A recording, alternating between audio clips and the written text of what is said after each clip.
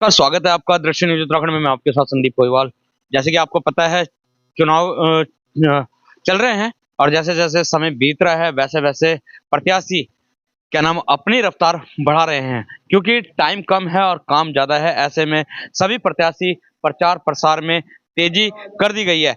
ऐसे ही हम पहुँचे हैं वार्ड नंबर 1, जहाँ पर सभासद के प्रत्याशी विजय सिंह पवार हैं और आप देख सकते हैं कि ये डोर टू डोर जाके प्रचार कर रहे हैं, प्रसार कर रहे हैं। तो ऐसे में विजय पवार जी को कितना जनसंपर्क में सहयोग मिल रहा है? विजय पवार जी, जैसे आप डोर टू डोर जा रहे हैं, जनता का क्या सहयोग आपको? देखो, जनता का मुझे भरपूर सहयोग मिल रहा है और मैं तकरीबन पिछले 14-15 साल से जनता के बीच में रहता हूँ और निस्वार्थ भाव से हर एक के सुख-दुख में शामिल होता है।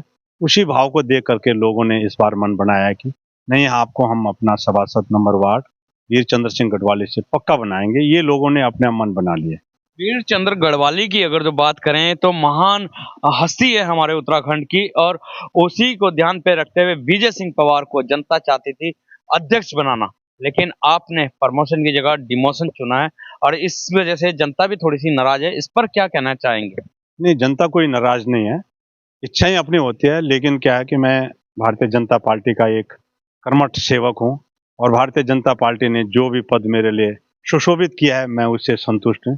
कोई नाराज़गी की बात नहीं, लोगों को भी यही बताया है, क्योंकि ये पहले सबसे पहले ये एससी सीट हो गई थी।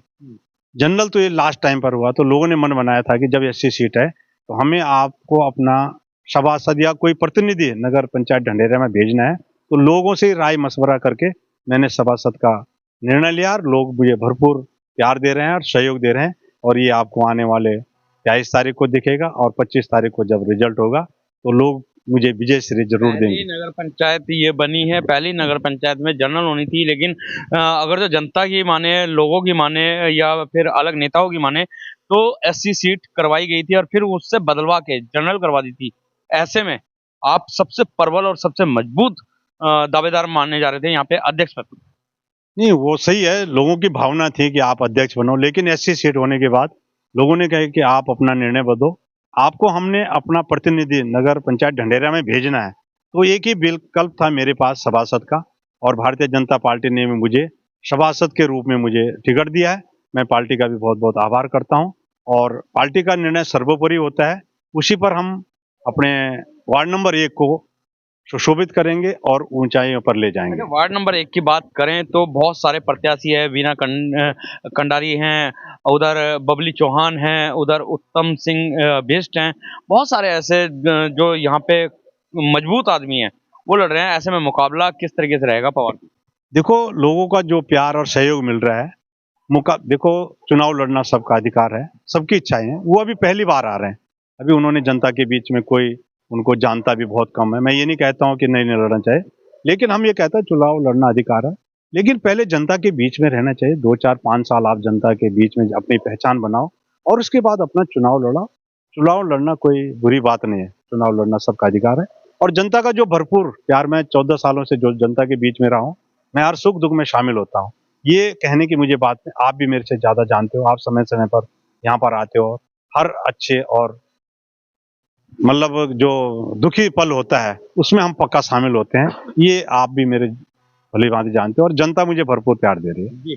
अब यहाँ पे एक सवाल कि जब अखाड़ा सस्ता है और मैदान में खिलाड़ी उतरते हैं, तो बहुत सारे खिलाड़ी पहले से ही मैदान छोड़ देते हैं, लेकिन बहुत सारे खिलाड़ी ऐसे होते हैं कि जिससे एक-दूसरे को डर लगता है कि इससे कहीं हम हार ना जाएँ। ऐसा आपका किसी के साथ टक्कर यहाँ पे? देखो, मुझे टक्कर में कोई नहीं लगता है। जनता का जिस प्रकार से प्यार मिल रहा है, जनता के बीच में मैं जिस प्रकार से रहा हूँ, आप उन कैंडिडेटों से ये पूछना जाओगे आप, आपने इस जनता के बीच में क्या काम करा है? 2-4 काम गिना दें। मैं हर एक के सुख-दुख में, चाहे थाने का काम हो, चाहे बिजली का काम हो या किसी का, आपने कल देखा जो एक्सीडेंटल केस हुआ था, हम वहाँ पर गए, हॉस्पिटल में गए। जब तक डेड बॉडी को अपने हाथ से उठा करके घर के अंदर नहीं रखा, तब तक हम वहाँ से हटे नहीं हैं मतलब। ये हमारा परम कर्तव्य है, ये चुनाव की बात नहीं है। मैं चुनाव लड़ने के लिए जनता की सेवा नहीं करता हूँ। मैं सेवा भाव से ही जनता की सेवा करता हूँ। मैं एक सैनिक हूँ। मैंने अपना जवानी और जीवन देश की रक्षा में बिताया है, तो मैंने एक निर्णय लिया था कि जो मेरा बचा हुआ जीवन है, मैं वो लोगों की सेवा में और लोगों के बीच में रहकर उनके सुख-दुख में शामिल होऊंगा, ये मेरा भाव है अभी विजय तक। पवार जी, अगर जो अशोकनगर की जनता की हम बात करें, उन्हें बहुत अपेक्षाएं हैं आपसे कि अध्यक्ष पद पे बैठे हैं, तो आने वाले समय पे आप उनकी इस आकांक्षा को पूरा करेंगे, क्योंकि आगे वाली जो योजना है उस पे अध्यक्ष पद के लिए चुनाव लड़ेंगे? क्योंकि अभी से ही सवाल ये है, क्योंकि यहाँ की जनता को आपको वाकई अध्यक्ष पद पे देखना था। देखो, समय बलवान होता है, जब जो संजोग बनता है आदमी उसी पद पर सुशोभित होता है। हम इस योजना में नगर पंचायत में सभासद का प्रतिनिधित्व करेंगे और अगली योजना में जनता के आकांक्षाओं पर खरा उतरेंगे। जनता ने चाहा तो हम अगला चुनाव अध्यक्ष भी लड़ेंगे, अगर जनता जिताएगी तो हम लोग पक्का जीतेंगे अध्यक्ष पद भी। जी। तो विजय पवार जी ने कहा है कि सबके सुख दुख में साथ खड़े रहने वाला ही क्या नाम जनता चुनती है। यहाँ पे जनता भी है, इन लोगों से भी जान लेते हैं, क्योंकि सारे बुद्धिजीवी हैं। और सबसे बड़ी बात है, अशोकनगर और बूचड़ी फाटक की हम बात करें तो यहाँ पे सारे पूर्व सैनिक है, सैनिक बहुमूल्य क्षेत्र है ये। क्या कहना चाहेंगे पवार जी के लिए? कुंवर जी सॉलिड जीतेंगे, क्योंकि ये हर सुख दुख में हर जगह पहुंचते हैं, सबसे पहले पहुंचते हैं। अच्छा, एक क्षेत्रीय चुनाव बोला जाता है कि व्यक्तिगत चुनाव होता है, ये पार्टी की वजह से आप साथ लगे हुए हैं या इनकी छवि देख के साथ लगे? इनकी छवि देख के साथ में, इनकी छवि देख के हम साथ में। किसी वजह से पवार जी निर्दलीय लड़ते तो क्या पार्टी सरप्रिय थी या विजय पवार जी सरप्रिय थे? विजय पवार जी सब पे, जी। क्यों विजय पवार जी क्यों सरप्रिय? क्योंकि वो कॉलोनी के हर सुख दुख में कॉलोनी के साथ रहते हैं और जहां भी जाना पड़ता है वो सबसे पहले चले जाते हैं और हमारे को इसका मौका ही नहीं देते हैं। जो भी काम है वो पहले अपने आप खुद करते हैं। अच्छा, अगर सभासद बन जाते हैं, जीत जाते हैं, तो क्या रहेगी प्राथमिकता के ये आपकी कि विजय पवार से हम ये काम करवाएं इन क्षेत्रों के लिए? जी, आपका बहुत बहुत धन्यवाद। विजय पवार साहब को हम तकरीबन मैं तो 20-22 साल से जानता हूं और ये काफ़ी कर्मठ और हर एक के दुख सुख में, चाहे अच्छा काम हो चाहे कोई घटना हो, सबसे पहले वहां पे पहुंचते हैं।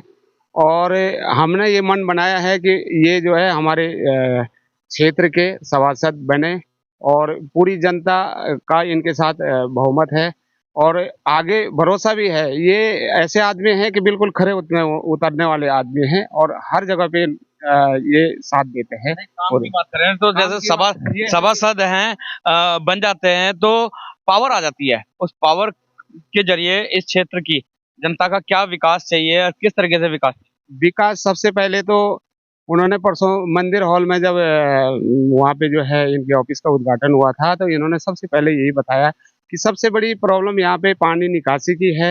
यहाँ पे पूरा क्षेत्र जो है बरसात के टाइम पे बहुत परेशान रहता है, बच्चे परेशान रहते हैं। तो इन्होंने ये वादा किया है कि अगर यहाँ की जनता मुझे सभासद बनाती है, सबसे पहले मैं इस काम को अंजाम दूंगा। पानी की निकासी की अगर तो बात की तो बहुत सारे कैंडिडेट दावा कर रहे हैं, क्योंकि मुद्दा यही है कि जल भराव की समस्या। तो किस तरीके से जल भराव को ये लोग दूर कर पाएंगे, क्योंकि विधायक और सांसद ही नहीं कर पाए इस समस्या को, तो सभासद कैसे कर देंगे?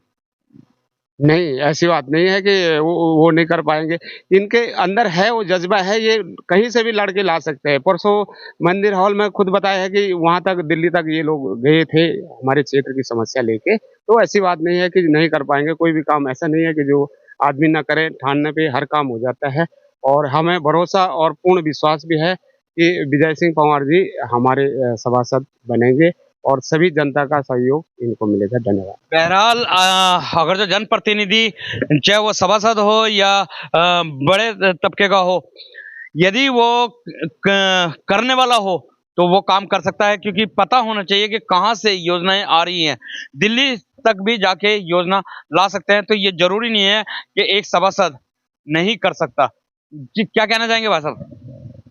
उनसे ऐसा है ना, जैसे आप बोल रहे थे ना, ये वो उसके लिए चेयरमैन के लिए नहीं थे ना, सीढ़ी डायरेक्ट छत में तो नहीं जा सकते आप, पहले तो सीढ़ी चढ़ो। डायरेक्ट छत की आपने बात कर दी तो आपको बता दें, पहले सीढ़ी से तो सुनिए सुनिए, अशोकनगर बूचड़ी फाटक से हम लोगों का भी बहुत नाता है। यहाँ पे धार्मिक और सांस्कृतिक जितने भी कार्यक्रम होते हैं लगभग हम लोग कवरेज करते हैं, क्योंकि दृष्टि न्यूज जरूरी नहीं है कि चुनावी मुद्दे को दिखाए, हर तरीके के मुद्दे को दिखाता है। तो हमने विजय पवार जी को देखा कि पहली सीढ़ी की जो आपने बात करी है, तो ये हमेशा जनता के बीच में रहे हैं।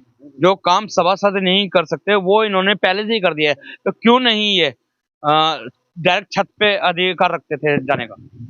वो अब इनके उनकी बात है, तो पार्टी की नेतृत्व की बात है, उसके में तो हम नहीं कह सकते थे। लेकिन जो इनको मिला है उस हिसाब से करेंगे, ये काम पूरा करेंगे।